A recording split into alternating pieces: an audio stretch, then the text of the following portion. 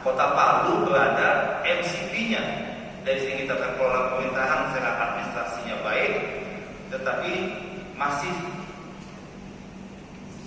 nilai SP-nya di bawah nilai rata-rata. Jadi berdasarkan survei dari yang dilakukan oleh SP itu masih ada Bapak terkait yang tadi 5 hal yang saya sampaikan.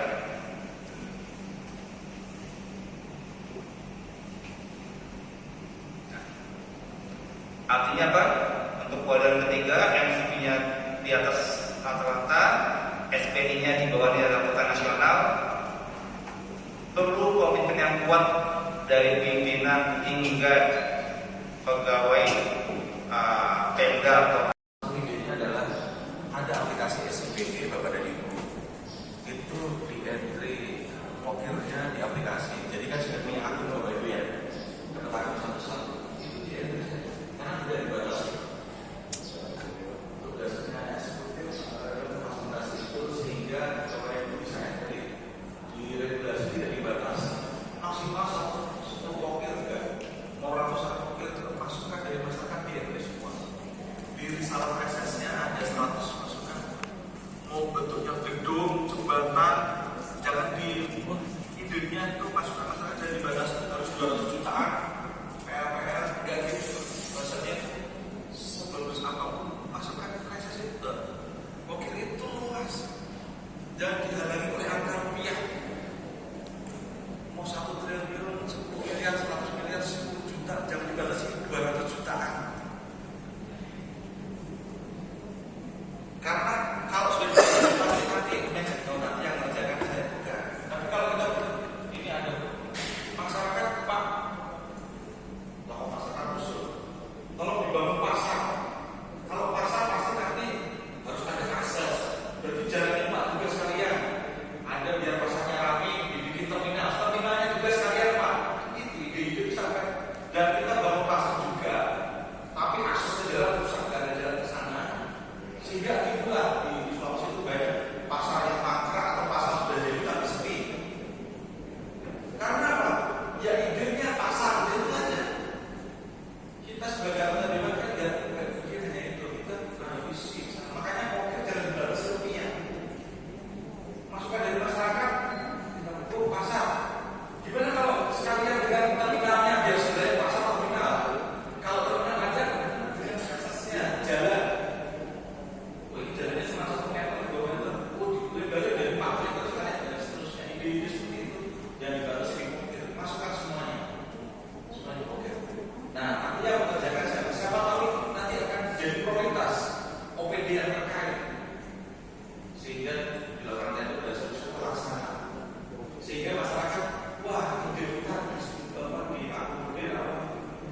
Masukan kita, jadi masyarakat itu terjawab, permasalahan terjawab dan Bapak dari Dewan ini. Nah, berikutnya yang kedua, setelah semuanya di entry Bapak Ibu, ada ratusan pokir ya pokir itu ada ratusan, maka silakan di print, dicetak, sampaikan kepada masyarakat di ranting-rantingnya, di cabang-cabangnya, di kantor-kantor partainya, ditempel semuanya. Ini pokir yang sudah ada di SPD, sudah kita masukkan Bapak dari saat sosialisasi lagi, saat reses umumkan ini pokir-pokirnya sudah kita sampaikan Bapak dari Ibu. Ide-ide Bapak dari Ibu sudah kita masukkan di aplikasi SPD. Kan yang dibutuhkan masyarakat juga itu informasi. Ini bentuk edukasi, jadi tugasnya. Maaf kalau rasanya dulu Bapak dari Ibu bahwa reses itu bagian tidak hanya menyerap aspirasi, tapi ini adalah edukasi politik, pendidikan politik, pendidikan termasuk edukasi bahwa oh ini jalan raya itu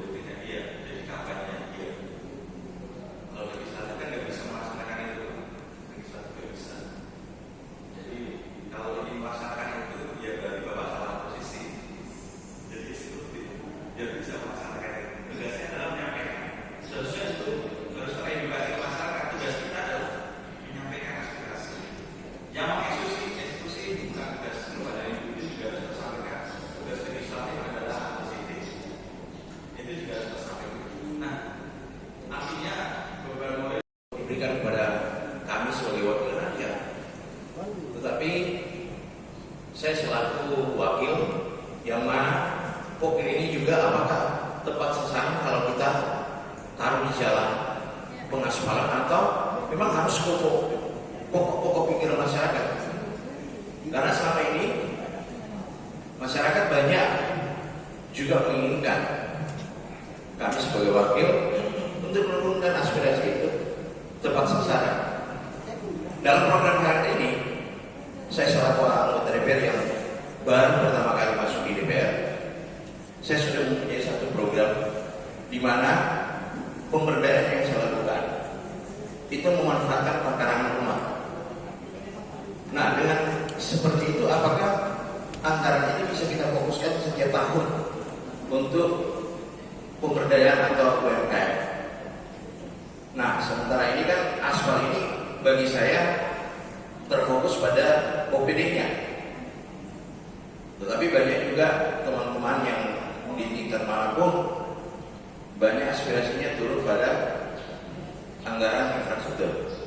Apakah infrastruktur ini boleh kami lakukan atau memang kami sebagai wakil harus turunkan pokok-pokok pikiran terhadap kebutuhan masyarakat? Ini yang mungkin saya ingin sampaikan.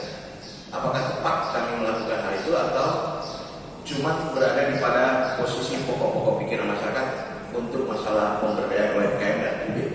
Terima kasih Pak. Mas Bagi. Ya, terima kasih. Ambil ya, terima kasih yang terhormat Pak Mas. Mungkin bisa dijawab. Oh, tiga. Ya, yang kedua, silakan. Masih ada yang kedua? Oh, Pak Wakil kedua. Silakan Pak Rizal. Pak Ustaz. Bismillahirrahmanirrahim. Assalamualaikum warahmatullahi wabarakatuh. Yang saya hormati Pak Ketua dan Wakil Ketua dari Kota Palu, dan Kota Palu tidak dari KPK, Wakil Wali Kota Palu, Pak Kaban, BKD dan berbeda seluruh jajaran dan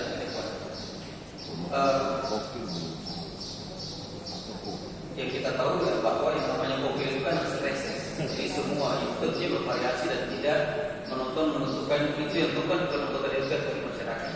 Cuma memang saya barusan dari salah satu wilayah, walaupun ketika mendengar reses karena tentunya masyarakat yang menjadi korban terkait dengan tidak ada sepakatan antara Pemda dengan DPR terkait dengan sampai sekarang bahkan mereka itu UAPPAS, kemudian RAPBD perubahan dan APBD 2040 sampai sekarang belum dibahas. Nah, kira-kira kalau terjadi seperti ini mungkin perlu disampaikan terkait dengan kondisi itu apa yang terjadi. Karena ketika kita konfirmasi ke teman-teman ini di satu daerah, satu kabupaten, itu bersama Pak Ridwan saya kemarin, dan itu saya tanya alasannya apa ya, itu lupa.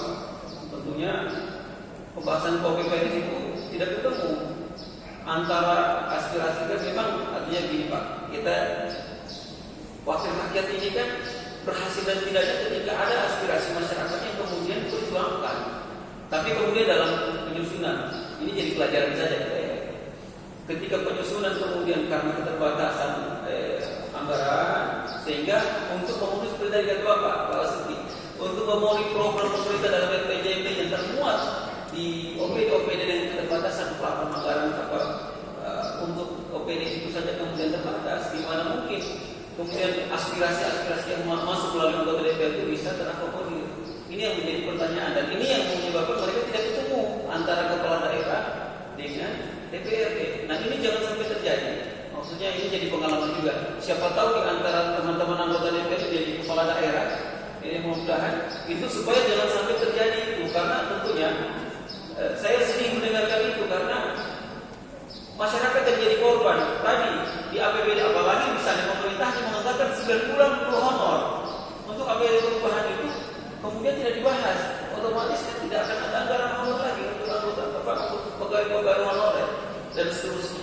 Ini yang mungkin menjadi miris kita kalau ini sampai terjadi. Tadi ini sekali lagi hanya pembelajaran bagi kita semua, supaya sangat memperhatikan mekanisme dan sistematika sesuai dengan peraturan perundang-undangan mulai dari perencanaan, dari pembahasan, tentunya dari RPJMD kan sudah kita lihat gambarannya. Kemudian terkait dengan penyusunan RKPD sampai 1 minggu sebelum Musrembang itu sudah harus masuk semua. Kemudian setelah itu baru pembahasan KPPS dan seterusnya. Ini yang kemudian menjadi catatan kita semua bahwa setiap proses dan tahapan itu tentunya tidak bisa terlepas dari tahapan sebelumnya.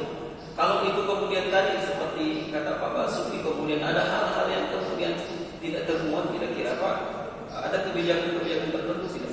Misalnya kondisi tertentu kan gini, biasanya kan ini kan untuk misalnya kalau 2024 itu pembahasannya berarti 2023 di awal, nggak bisa itu ini sekarang pembahasan masuk dulu karena sudah selesai KPPS, selesai Pak, RKPD sudah selesai kan di awal kalau tidak salah kita di awal tahun itu RKPD itu Musrembangnya dilakukan kan sudah selesai semua tahapan itu. Nah ketika misalnya ini kan teman-teman anggota DPR kan reses lagi Pak, setiap tahunnya kan 3 kali kita reses. Ketika reses kemudian itu ada hal-hal yang sangat penting, yang urgent. Umur seperti kata Pak Marcelius tadi, masyarakat menilai ini, apalagi ada intervensi dari provinsi kan.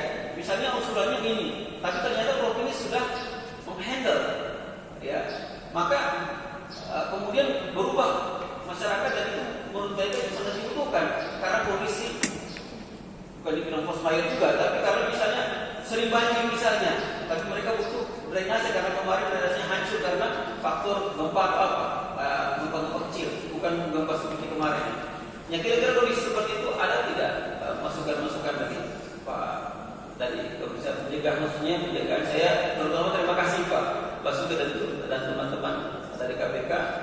Kita tentunya berharap komunikasi-komunikasi yang seperti ini penting untuk perbaikan untuk menghadirkan pelayanan kepada masyarakat terutama dengan tupoksi masing-masing kita semua, khususnya penyelenggara pemerintahan daerah baik itu DPR maupun PMK. Terima kasih.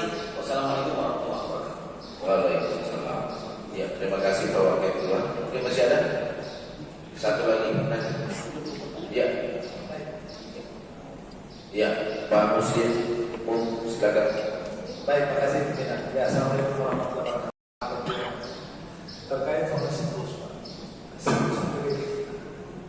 Nah, biasanya apa yang disampaikan oleh Pak Riza ini kadang-kadang tidak ketemu. Karena apa yang disampaikan Pak Riza misalkan ini kan kita 3 kali presiden. Biasanya pengusulan itu lewat 3 saluran. Ada Musrembang, Covid, dan usulan pengusulan. Nah, kadang-kadang Musrembang itu tidak ketemu dengan hasil reses. Ini fakta biasanya terjadi, sehingga ini juga menjadi keuntungan kita. Setelah kita reses, banyak usulan ada, tapi agak susah ditampung ini. Nah, kira-kira jalan keluarnya seperti apa? Nah, makanya apa yang disampaikan Pak Riza ini jadi penting soal siklusnya. Kalau kita siklusnya tepat, momen yang menjadi durasinya usulan dan masa reses dan pengusulan ini tidak ada masalah. Tapi kadang-kadang misalkan ini kita masuk di reses tahun 3, pasti nanti usulan reses tahun 3 jadi tahun 2024. Nah, kadang-kadang rakyat bilang apa itu sudah dibayar reses tidak ada. Nah, ini yang agak susah kadang-kadang menjelaskan masalah. Sehingga kadang-kadang kalau reses itu takut membuat hal-hal yang misalnya kalau rakyat musuh takut juga kita. Jangan-jangan ini nanti tidak ditanggung. Kesannya muncul bahwa anggota DPR yang memperjuangkan. Nah, ini hanya masukan saja Pak. Kira-kira jalan keluarnya seperti apa? Makasih. Isu yang sepertinya tidak selesai setiap tahunnya. Tapi maksud kami begini, aturan tahapan perencanaan dan penganggaran APBD itu kan sudah dijelaskan tahapannya, jadwalnya. Nah, kita sebetulnya kita taati aja dulu tahapan itu. Nah, mengenai jadwal reses seharusnya menyesuaikan ke tahapan itu. Misalkan reses dilakukan sebelum musremnya APBD murni. Nanti yang kedua mungkin terkait dengan mendekati APBD perubahan, gitu kan, supaya tadi Bapak bilang gimana nih, kami selalu ditagih gitu oleh masyarakat. Iya, berarti jadwalnya harus menyesuaikan. Tapi kalau misalkan menurut Bapak sesuai dengan kebutuhan ini tahapannya harusnya dirubah bla bla bla bla, ya Anda usulkan juga perubahan aturannya. Kan Bapak Ibu ini kan punya, di atasnya punya nih DPP, anggota DPR RI gitu kan. Kan pembuat undang-undang. Kenapa nggak digunakan mekanisme yang sesuai? Bukan kemudian jalan keluarnya adalah sudah jelas, sudah proses pembahasan penganggaran, tapi masih mengusulkan tadi hasil reses. Nah itu yang keliru. Kita yang harus menyesuaikan. Karena nanti kalau itu dilakukan, Anda menabrak aturan yang ada, sudah pasti akan ada sanksinya. APIP itu kan ada fungsi mandatori APIP, misalkan mengecek kesesuaian dokumen penganggaran dengan dokumen perencanaan. Nah itu ketangkep Pak. Mau disembunyikan bagaimanapun nanti ketangkep. Itu satu. Kedua, tolong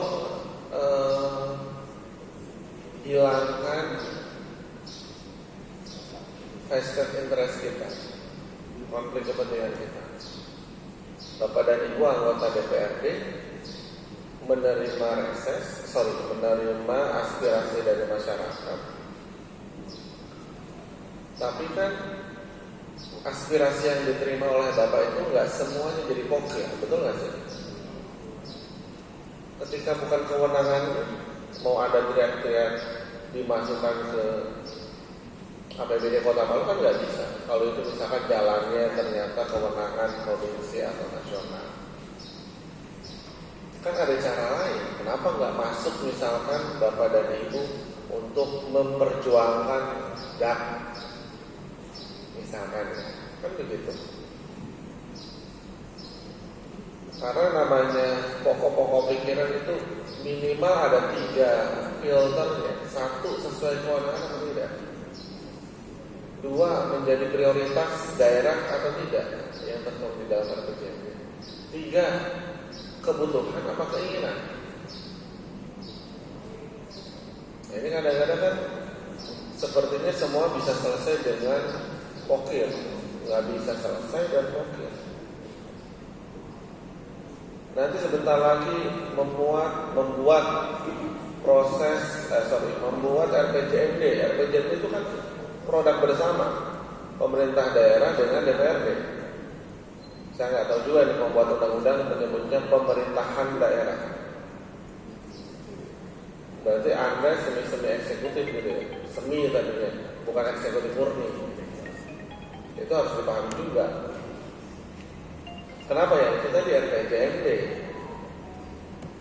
Nah, pada saat penyusunan RPJMD, Bapak dan Ibu harus berjuang keras. Kira-kira nih ke depan nih, kan begitu ya. Kalau ini kan bentar lagi nih selesai Bapak dan Ibu. Tapi ketika membuat RPJMD kan Bapak dan Ibu ini yang baru nih, terutama nanti kalau mau maju lagi, bicaranya ke depan mau ngapain sih, daerah mana sih, kan begitu ya. Jadi nggak seolah-olah permasalahan itu muncul pada saat reses, tapi kita sudah bisa membaca. Nah itu dimasukkan. Jangan kemudian kita bicaranya RPJMD kita buat, tapi kita tidak seolah-olah menafikan. Wah itu RPJMD kan pemerintah, kan nggak begitu. Dulu zamannya kan Bapak dan Ibu sama lah kayak saya. Zamannya Orde Baru itu kan ada GBHN, Garis Besar Haluan Negara. Kira-kira RPJMD itu kan begitu kan? Supaya kita jelas uang ini APBD yang 1, sekian triliun Kota Palu itu jelas jadinya. Jadi jangan berpikir, mohon Bapak dan Ibu juga berpikirnya lebih negarawan lah. Jangan hanya bicara kepentingan sesaat. Nah kalau kita sepakati ini, ya insya Allah gak akan ada masyarakat yang mengatakan ini kalau anggota DPRD ini kayaknya gak sesuai deh. Saya udah usulin kan gitu ya. Karena ini kota akan lebih diuntungkan lagi Pak. Saya di Kota Bandung, ini contoh ya, saya di Kota Bandung tuh kebetulan rumah ibu saya itu di gang. Wah, saya bilang ini aspalnya keren banget, lebih bagus daripada aspal jalan dari sini ke Parigi. Ada lampu penerangan. Saya tanya, ini dari mana? Oh ini diusulkan anggota DPR. Wah, mereka hafal betul. Kira-kira yang akan dipilih itu lagi supaya nanti bagus lagi, kira-kira gitu. Atau misalkan buat program kegiatan, ya mungkin program kegiatan itu dilaksanakannya oleh OPD, nggak dilaksanakan oleh anggota DPRD. Tapi Anda nanti diundang gitu loh. Masyarakat tahu, oh pemberdayaan UMKM, pemberdayaan itu diusulkan oleh Bapak anggota DPRD A, walaupun yang melaksanakannya OPD gitu. Jadi jangan terus berpikir bahwa, ini mohon maaf ya Bapak dan Ibu, saya terbuka saja. Yang keliru itu adalah pokok-pokok pikiran yang dianggap itu ada uang saya untuk bisa saya eksekusi, saya belanjakan, saya laksanakan, itu yang keliru. Jalan nanti udah si A nih yang ngerjain, tim sukses saya kenapa? Oh alasannya Pak kalau nggak tim sukses saya, ini pasti jalan jelek, gitu.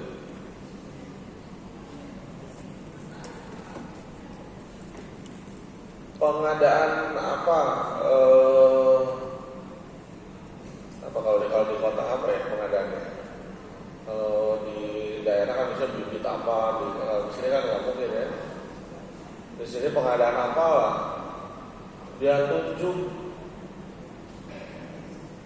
penyedia. Sosialisasi betul sih ditunjuk OPD-nya, tapi sosialisasi karpetnya baru digelar. Udah diminta 20%, enggak begitu. Tapi sosialisasi itu misalkan apa nih? Ada yang Bapak dan Ibu misalkan konsennya di stunting gitu. Konsennya di stunting mengusulkan lah. Kemudian jadi narasumber.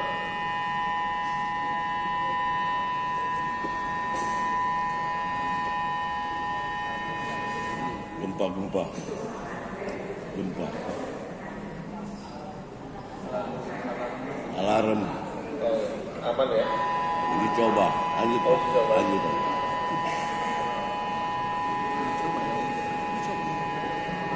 Gempanya dikit lagi. Oke. Alarm gempa tapi gue biasa aja. Nah maksudnya Simulasi Pak. Simulasi. Lanjut saja Pak. Ini memang tes alat. Kalau kita orang biasa sudah gempa tes ini, alat Pak. PWS. Jadi kira-kira Bapak dan Ibu begitu ya. Maksud kami tolong kalau tadi jawab pertanyaannya kita sesuaikan. Nggak ada sih hal yang nggak sesuai. Atau misalkan mau sifatnya mau progresif Bapak, Pak nggak usah lah ada KUAPPS sudah kayak nasional kayak APBN gitu. Nggak apa-apa juga. Usulkan itu ke DPP masing-masing supaya dibuat aturan regulasi bahwa di daerah itu begitu. Nah, gitu kan. Jadi karena yang bikin aturan bukan KPK. KPK ini hanya mengingatkan ada regulasi ini. Anda ikutin gitu. Jangan melencang-melencong. Kalau kami kan begitu ya. Ada regulasi ini ikutin gitu. kira-kira kita bisa berakrobatik. Silahkan akrobatiknya tadi.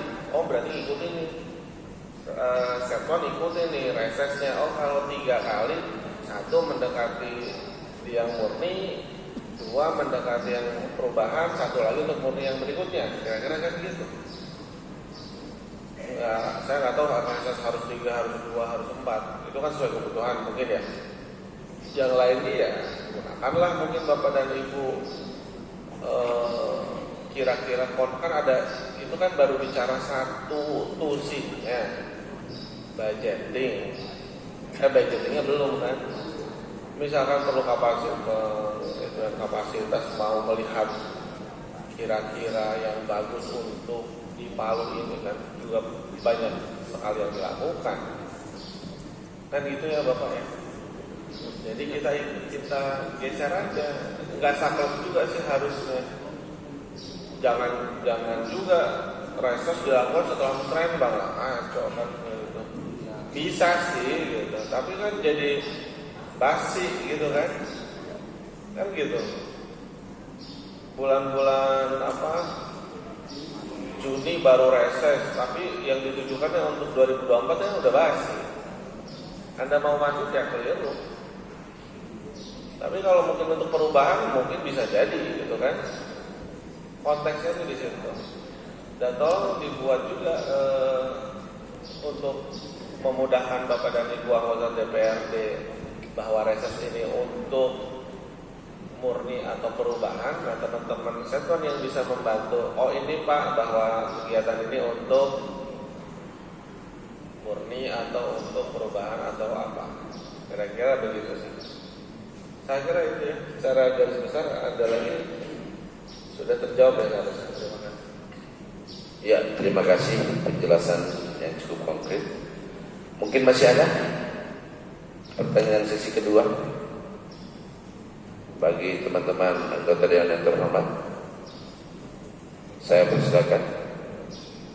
Oh ya, silakan Pak. Mungkin ada tambahan, silakan.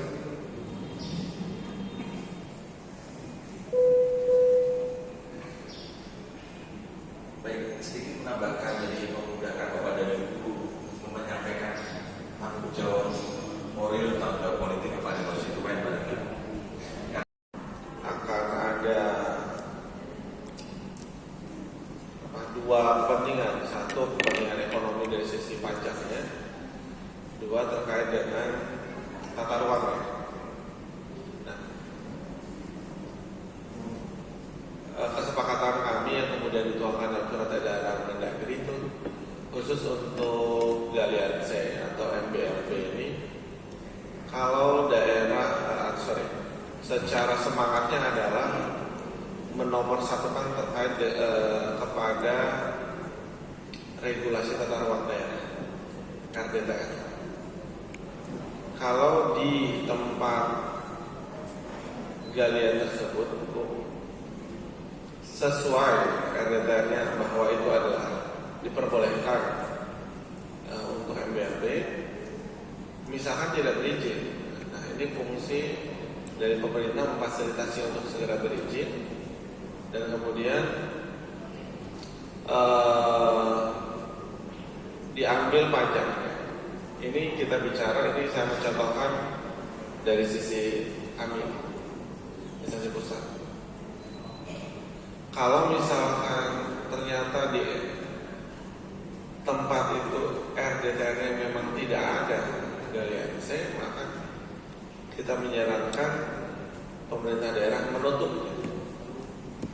Tentu hal yang sama bisa dilakukan oleh Bapak dan Ibu DPRD ketika sedang melakukan pengawasan. Kalau misalkan ternyata galian C tersebut kita lihat di RDTR-nya diperbolehkan atau tidak. Kalau tidak ya fungsi Bapak Ibu kemudian untuk mendorong pemerintah daerah untuk menutupnya. Tapi kalau misalkan ternyata itu diperbolehkan tapi tidak berizin, berarti Bapak dan Ibu panggil juga pemerintah agar memfasilitasi pelaku usaha itu untuk dia berizin. Jadi fungsi-fungsi pengawasan itu bisa dilakukan tentu dengan melihat regulasi yang ada. Termasuk tadi misalkan mall ya Bu ya. Akar masalahnya di mana sih mallnya itu? Kan begitu ya. Kita ketika melakukan pengawasan tentu harus tahu dulu duduk permasalahannya. Kemudian kira-kira solusinya apa? Bisa saja nih selaku bagian dari pengawasan, DPRD meminta pemerintah melakukan audit apipnya. Kondisi terkini seperti apa? Kemudian arahnya kemana nih? Harus diaudit dulu. Kondisinya seperti apa? Kalau misalkan tadi katanya terkena bencana gempa, ini diasuransi kan apa tidak? Nah, sudah cair apa tidak? Begitu ya.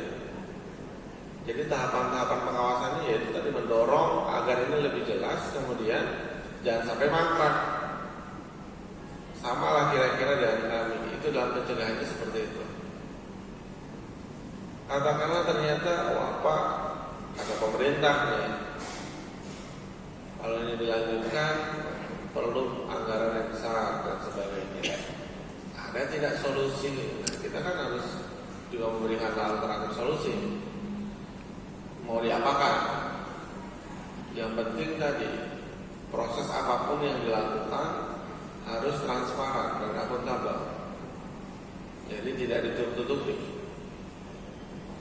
supaya tadi tidak ada potensi korupsi. Kan rumusnya korupsi itu kan gitu kan, ada diskresi, ada monopoli, minim akuntabilitas. Pasti itu korupsi. Tapi nanti apa? Caranya supaya tidak korupsi, tidak terjadi korupsi ya akuntabel, transparansi, ditransparansikan.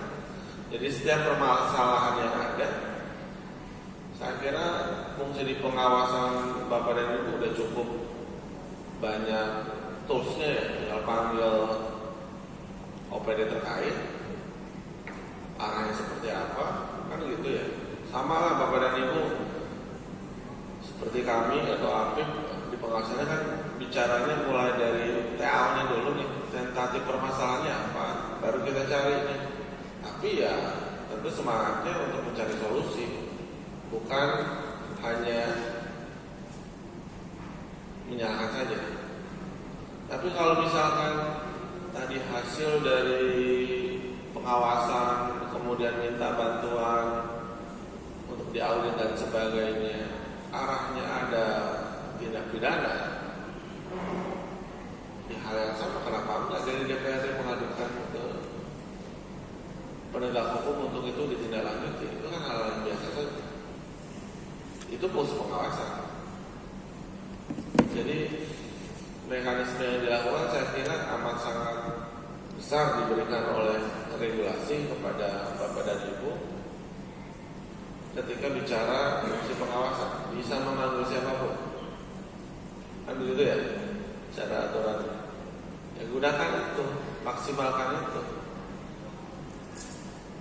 Jangan sampai kalah dengan netizen gitu. Sudah viral baru, oh ini belakangan ya, Bapak dan Ibu jadi kayak polisi India ya, membahas setelah viral. Harusnya Anda sebelum viral Anda dengan regulasi dan tools yang ada, kenapa tidak? Jangan kemudian, jangan kembali. Sudah viral, sudah di media baru, berarti selama ini nanti di apa namanya itu dikira masyarakat hanya ya anggota DPRD misalnya gitu aja, baru viral itu baru dibahas. Harusnya terbalik, harus membuat, harus diviralkannya oleh Bapak dan Ibu. Ini loh yang sudah dikerjakan gitu. Nah, kira-kira gitu Bapak dan Ibu, terima kasih. Mungkin ada tambahan dari teman-teman. Ya Bapak dan Ibu sekalian, jadi beberapa langkah yang sudah kami terkait mall atau tersebut bisa meminta pemerintah melakukan audit dalam hal ini APB, kemudian menindaklanjuti hasil auditnya temuannya seperti apa, kalau ada kerugian yang sudah dan sebagainya. Terus apakah jadi hasil permintaan auditnya harus detail juga, maksudnya sampai seperti apa, sehingga clear nanti akan ditindaklanjuti sampai dibangun dan atau dilanjutkan dan seterusnya. Terus kan jadi setransparan mungkin. Kemudian tadi kalau disampaikan sudah ada asuransinya, dari uang tersebut mau digunakan melanjutkan atau tidak, itu semuanya keputusan kembali ke Bapak dan Ibu juga. Kan di sini pembahasan juga antara eksekutif dan legislatif transparan mungkin nanti, jadi masyarakat bisa melihat itu, jangan ada ruang gelap. Karena sebagian dari akuntabilitas itu pembahasannya itu dipublikasikan juga. Kalau masing-masing menyebutkan, nah itu baru juga. Tadi terakhir juga yang ketiga, apabila ada permasalahan hasil auditnya itu ternyata jadi tidak boleh juga lagi dugaan isu-isu negatif itu harus clear di hasil auditnya. Setelah itu kalau ada kerugian negara dan dilakukan oleh oknum, maka bisa disampaikan pengaduannya secara resmi ke aparat penegak hukum. Jadi langkah-langkah itu ya bisa dilakukan oleh Bapak Ibu sebagai anggota dewan, khususnya melaksanakan fungsi pengawasan. Jadi bukan hanya menduga, jadi nggak boleh jadi nanti sama kita aja jadi boleh karena sekarang tahun-tahun politik rawan, jadi kami pun juga berhati-hati, termasuk pada itu saya kira lebih elegan kalau itu disampaikannya seclear mungkin. Iya, terima kasih Pak penjelasan tambahannya. Mungkin masih ada. Kalau mungkin ada tambahan silakan. Tadi menarik terkait dengan perda PDRT ya Bu ya. Di sini kan kami kan kemarin saya sebagai Menteri Budi akan merencanakan ada kegiatan untuk percepatan putusan perda tersebut. Karena berdasarkan dari data Kemenq dan Kemendagri hingga per 9 Oktober itu belum ada pengajuan untuk evaluasi kepada Kemendagri maupun Kemenq. Kalau Kota Palu sudah mau selesai. Oh, Sudah saya mau, ke ada feedback. Ada feedbacknya ya. Tinggal yang belum clear itu adalah terkait perhitungan kerugian ada aset daerah itu yang masih kita sama. Jadi masih ada dua perspektif, Kemenq sama Kemendagri itu berbeda perspektif dalam melihat itu yang masih mau dikasih konek. Tapi yang lainnya sudah selesai. Berarti sudah balik ke daerah ya, berarti pengertian karena di sini belum balik lagi ke atasnya Bu gitu dia. Karena di laporannya di sini. Oh, gitu. Kemenq-nya saja yang masih dia bersikuku dengan ada satu berapa pasal itu yang dia belum setuju. Tapi kita mengacu ke Kemendagri. Iya, karena di sini di Kemenq-nya belum checklist Bu ya. Jadi kan ada kendala di situ ya. Karena kan kalau ngajuin tanpa hingga 2024 kan nggak bisa menagih lagi untuk BPM sendiri. Ya, terima kasih penjelasan tambahannya. Mungkin masih ada. Karena mengingat waktu tinggal 5 menit jam 11, saya Pak mewakili anggota Dewan mengucapkan terima kasih Pak atas kehadirannya, berikan pencerahan dan saran-saran kepada kami Pak. Selanjutnya saya persilakan kepada MC untuk melanjutkan acaranya. Terima kasih. Terima kasih. Demikian tadi hasil diskusi dan tanya jawab antara pimpinan dan anggota Dewan Pembinaan RKPD Kota Palu. MC ada closing statement dari KPK. Silakan Pak. Baik, Bapak dan Ibu. Karena ini mudah-mudahan bukan pertemuan kita yang terakhir, artinya kita akan terus berkomunikasi dan kita akan selalu berdiskusi. Tidak harus setahun sekali karena provinsi aja kami di tahun ini sudah ketemu sekitar 3 kali. Jadi artinya baik itu Pak Provinsi yang di Jakarta ada pertemuan ataupun pas kali ada kunjungan di Kota Palu. Jadi kami juga Kan kalau misalnya Bapak Ibu ada yang mau diskusikan, WA saya terbuka, bisa disampaikan ke WA atau akan kita mengadakan pertemuan. Bapak Ibu lagi ke Jakarta ada kunjungan, silakan kontak saya, waktunya cocok, kita bisa bertemu diskusi di kantor KPK, kita bisa bersama-sama memikirkan Kota Palu ke depannya harus lebih baik. Demikian dari saya, mohon maaf jika dari pagi interaksi kita ada yang kurang berkenan, saya minta permohonan maaf. Kami akhiri dengan wabillahi taufiq wal hidayah. Wassalamualaikum warahmatullahi wabarakatuh. Waalaikumsalam warahmatullahi wabarakatuh.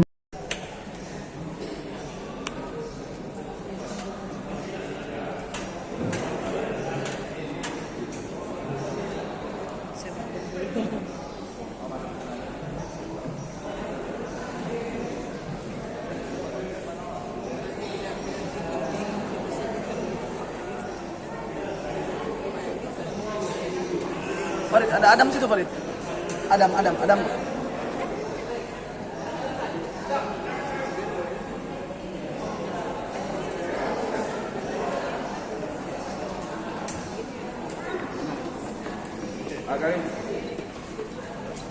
Oh, tapi bentar aja. Sana lagi. Iya.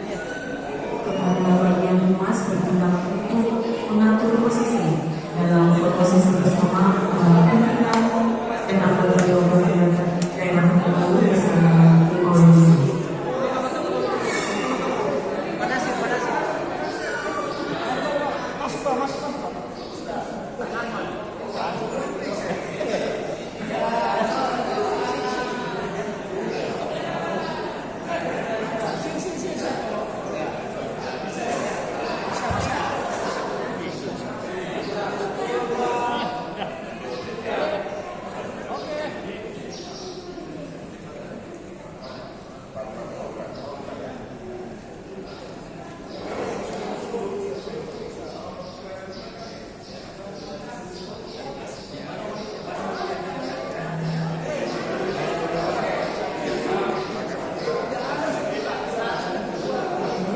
Baik, Bapak Ibu yang berbahagia dan yang kembali ke tempat.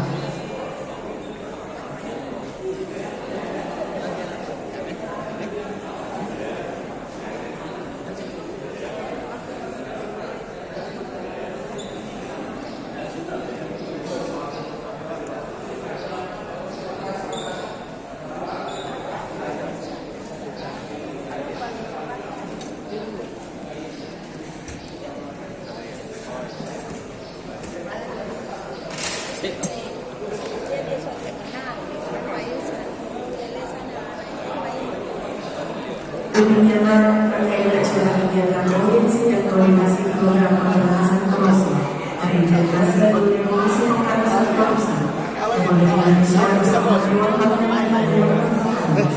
Saya sampai di sini mengucapkan alhamdulillah paling tinggi atas nama Rasulullah Muhammad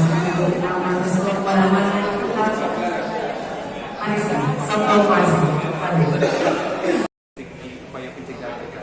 Pimpinan pun juga sama, kalau mengedepankan pencegahan, jangan sampai terjadi. Kita selalu ingatkan, dan apalagi kita juga sebelum saya pengalaman di Sumatera, di Kalimantan, artinya setiap kejadian itu pasti itu salah satu upaya kita sebagai pencegahan, baik diingatkan kembali. Pak, ada kan poin-poin yang poin-poin penilaian standarnya KPK yang menilai unsur pencegahan dari pemerintah daerah kan sudah menjadi penilaian KPK. Selama ini di Sulteng, apakah itu sudah ada gambaran? Ya, tadi kan teman-teman media melihat ya ada namanya program MCP. MCP ya. MCP itu kan salah satu kepatuhan administrasi dari regulasi yang sudah ada, yang sudah ditetapkan. Artinya kita melihat memang Kota Palu ini cukup bagus dari segi penilaian MCP-nya, ketaatan terhadap regulasi. Nilainya di atas rata-rata nasional. Banyak itu menjadi perhatian kita adalah masih ada ternyata di balik itu hasil penilaian SPI, mungkin teman-teman dari media juga pernah menilai SPI, ternyata masih jauh di bawah nilai rata nasional. Itu yang jadi perhatian kita. Berarti dari segi administrasi sudah baik, tapi ternyata persepsi masyarakat terhadap pemerintahan Kota Palu ini masih perlu diperbaiki. Iya, di sisi lain Kementerian Dalam Negeri itu memberi penilaian juga bahwa serapan itu belum terlalu optimal di hutan, apalagi di Kota Palu khususnya. Ya, benar. Makanya salah satu yang kita tekankan juga, kita juga terkait masalah proyek-proyek strategis yang dilakukan oleh Kota Palu. Nah, itu menjadi perhatian kita, bahkan di beberapa kesempatan kita melakukan pemantauan. Seperti yang saya sampaikan di Layana itu ternyata sudah waktu kunjungan kita sebulan yang lalu, deviasinya hampir di atas 10%, dan itu menjadi perhatian kita supaya tidak terjadi pengusahaan kontak atau bahkan jadi bisnis saja yang proyek mampang. Jadi terakhir, tadi kan Pak Basuki sempat menyinggung ada uang dulu baru ketok palu. Tapi bagaimana kalau di Pemda atau di Pemkot sendiri ada fee dulu baru tanda tangan pencairan anggaran? Makanya ada kita terus mengingatkan kejadian-kejadian yang terjadi di daerah lain. Salah satunya kayak kita di Kopi Jambi, kita sudah ingatkan mereka masih mengabaikan kita pegang aja di Riau, di Sumatera Utara, di Malang pun sudah terjadi. Makanya tiga hal yang tadi saya sampaikan ke teman-teman dewan supaya ini tidak terjadi di Kota Palu. Pak, tadi kan juga banyak membahas soal peruntukan pokir. Tadi yang saya sempat tangkap ada 3 poin ya. Kewenangan, kemudian ke PJMD, kemudian kebutuhan. Nah, pertanyaan saya bagaimana kira-kira kalau pokir itu diinisiasi untuk di luar daripada infrastruktur, itu bisa dilakukan apa tidak? Ya, ini kan tadi saya sudah disampaikan berulang kali, bahkan Bapak juga di provinsi juga sudah disampaikan bahwa yang namanya pokir itu usulan yang harusnya sudah selesai di LKPD. Itu adalah urusannya adalah ke bagi eksekutif, bagi OPD. Artinya itu disesuaikan dengan kue dari pembangunan yang dengan sesuai dengan RPJMD-nya pasti. Artinya, nah, sini yang kita lihat, yang kita soroti adalah masih banyak yang pokok yang kadang masuk dalam pelaksanaannya. Jadi kadang-kadang saya bilang sistemnya kayak penjataan, kadang-kadang milik uang milik anggota dewan yang dia masuk ke KPK.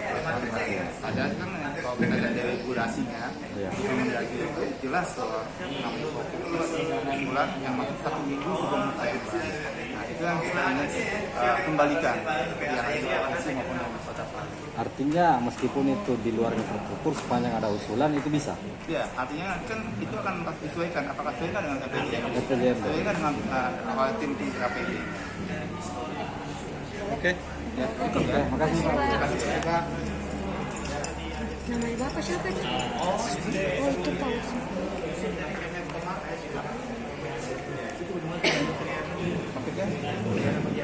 Ada satu daerah di kabupaten itu dilaporkan DBH-nya terkait DBH-nya apanya nih? Yang tidak sesuai atau bagaimana? Tidak sesuai. Provinsi atau pemerintah pusat tidak sesuai dengan DBH-nya. Bapak tidak paham. Iya.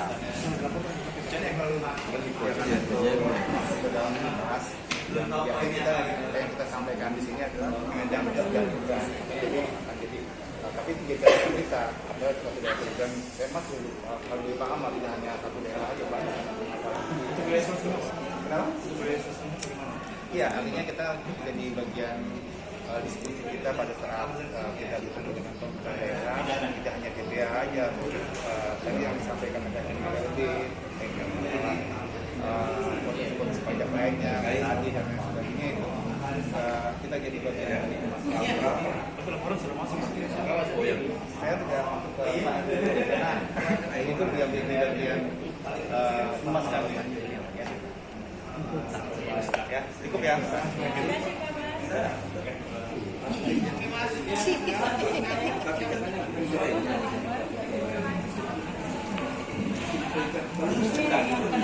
Kamu banyak banyak kita punya nilai ada 8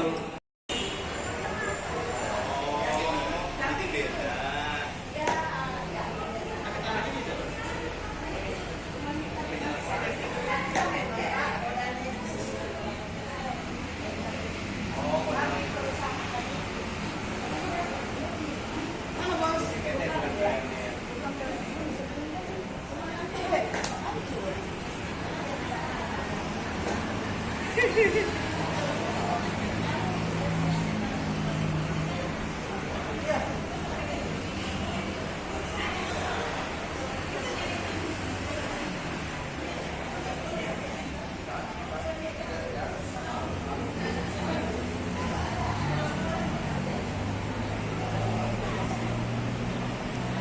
Bu. Sosialisasi pencegahan bukan dengan penindakan kasus. Ada penindakan pencegahan, ada pencegahan. Begitu kira-kira.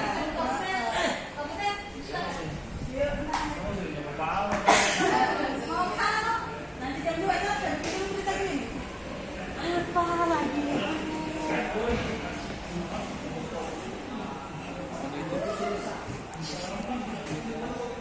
Aman YouTube.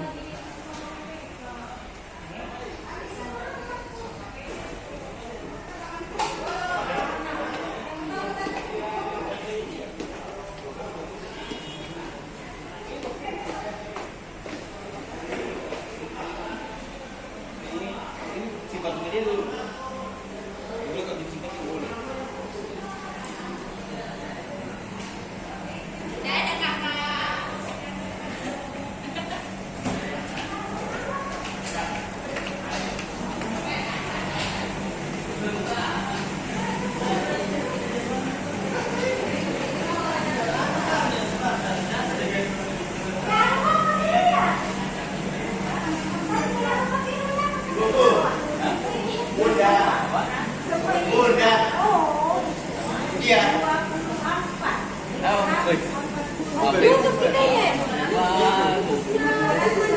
Iya tuh tadi tuh anunya bantu tuh tadi rekamannya. Ini mau ditayang di mana?